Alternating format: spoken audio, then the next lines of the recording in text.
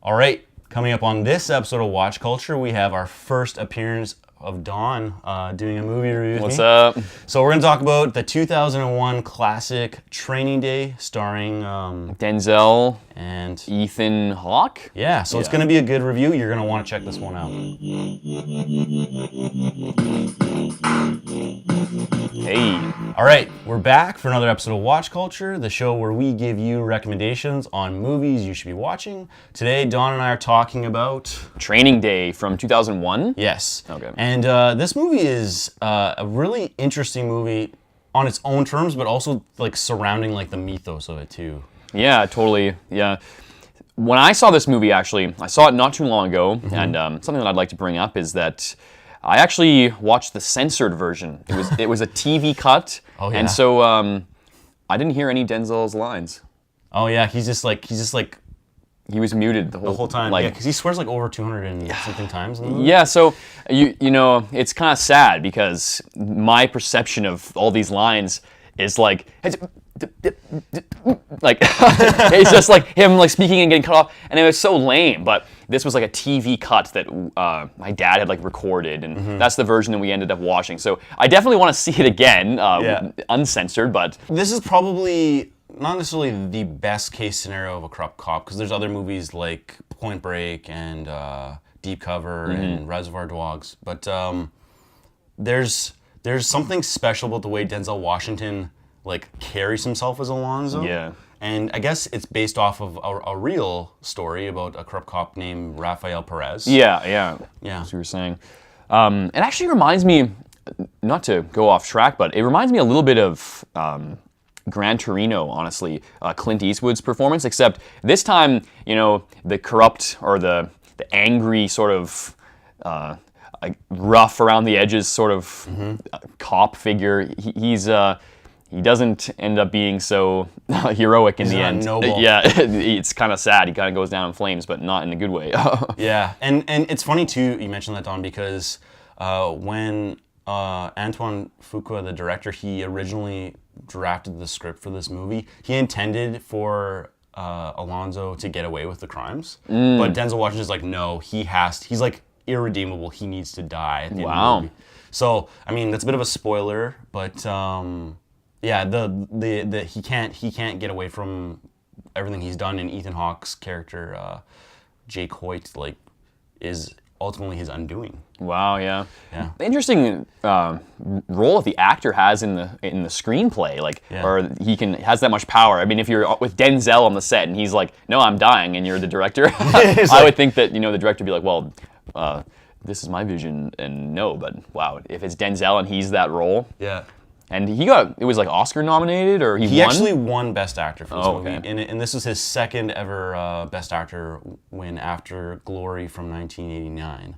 Speaking of actors, wasn't Tobey Maguire considered for the role of Jake Hoyt? He was, and at one point he was actually doing screen tests, and he was like walking around in patrol cars, and Like put on a bunch of weight and stuff. all these things for the role, and then Ethan Hawke cleared his schedule and was like, I'll do this movie, and then Tobey Maguire was dropped. So dang, I would have liked to see Tobey Maguire in that role, but not that Ethan. He's a slender guy, and I think he plays that part really well. Actually, I really like the cast. Yeah, I mean, we talk about the cast too. I mean, you've got a lot of really good heavy hitters in there. Like you have Dr. Dre playing one of these rappers. One of the hitmen in Denzel's squad, and then you have Snoop Dogg as an informant. He's in a chair, isn't he? Isn't he like he wheels away? That's so funny, and it's like you see him. It's like, is that Snoop Dogg? Yeah, that's definitely Snoop Dogg, and he's like getting apprehended by the cops and stuff. And this is one of those roles too where like those guys play completely straight, and it doesn't feel like silly. Whereas in a lot of other movies where you have Snoop Dogg, he's usually like used as like a joke. Really milking the cameo, yeah. Yeah. In this case, it's just he plays it straight, and he's he's along for the ride. You also have Tom Berenger in there as one of the crooked cops, and you also have Scott Glenn playing Roger, who's ultimately the guy who sets off the chain of events with the money scam that Alonzo has kind of. He's got all that money like hiding, right? So they shoot him, take his illicit drug money The that they stole earnings, or yeah. whatever. And then they set off the chain of events that causes, like I said, causes like Hoyt to take him down. There's lots of the themes of morality and the right choice, and it's like, do you cower away or do you rise to the challenge? And is this guy gonna be? Is he gonna be scared, or is he gonna he's gonna show up and do what's right? And at the end, there's that scene where all the black community is like all around him, and and Alonzo is like on the ground, and he says he's like shoot this guy up, or he's telling them to kill him, and they all know that they're like, no, this guy's crooked. Don't. All of a sudden, everybody who he had been buying and working over and kind of running the game on, like they all of a sudden like rise up. I also want to mention Terry Crews makes a really small cameo in this movie, and it's like he must have done it for like a cup of coffee or something, but like you like blink and you'll miss him. Wow, I don't think I even noticed him. Yeah, so it's I just always remember that part of the movie because like you watch and you're like, Terry Crews is in this. That's what I just felt like right now. Yeah. Another thing I thought was really interesting was that there's this guy in the neighborhood that they film that final scene, or even a couple of the scenes where Alonzo lives with his girlfriend. That it's actually a Bloods gang community, and the guy T. Rogers, who's like the main like gang leader of that community, he actually allowed the film crew to go in there and film under the circumstances that they be filmed in the movie as well. So that's kind of crazy. So I mean, I don't know if that changes your perception of the film at all or not, but just another layer. Brings a realness to the shoot, for sure. Yeah, and I mean, the other thing too that I wanted to mention was that Ethan Hawke's character, he literally does everything the opposite of what he's told to do.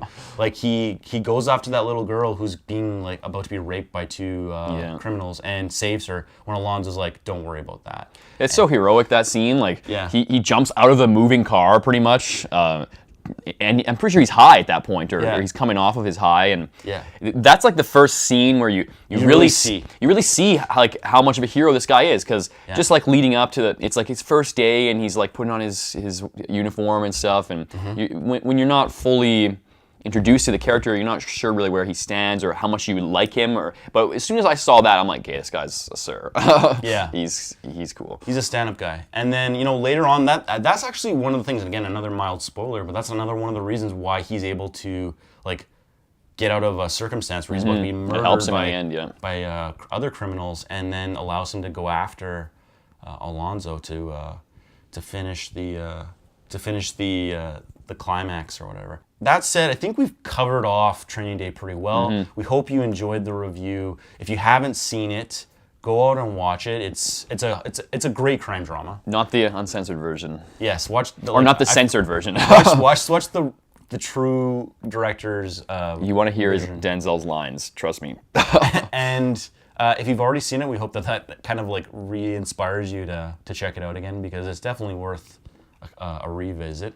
And if you haven't subscribed to the channel, subscribe. Don and I do other videos together. We don't just do movie reviews. There's obviously album reviews, and he's been on some crosstalk episodes. Yeah. And hit the bell for notifications. Like the video if you like the review. Leave us some comments. Let us know how you feel about Training Day. Yeah. And that said, this has been Watch Culture. Thanks for watching. See you guys later.